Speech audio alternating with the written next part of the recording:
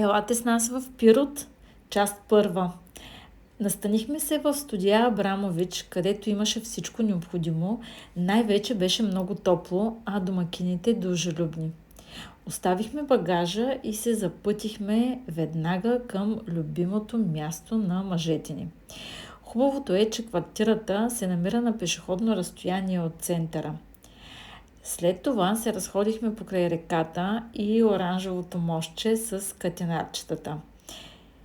Не пропуснахме да набележим какво ще си вземем за десерт от една сладкарница, която, честно казано, много ми напомня на соц времето и ме връща в детските години със сладкишите си.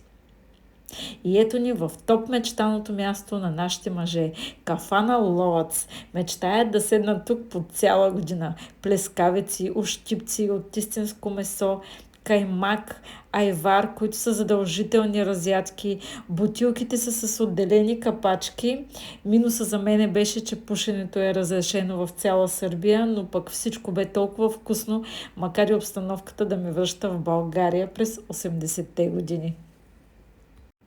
След обеда се разходихме из Пирот, температурата беше 9 градуса и беше много приятно, а вечерта отидохме в ресторант Десетката, който беше много близо до квартирата ни и така завърши нашия първи ден в Пирот.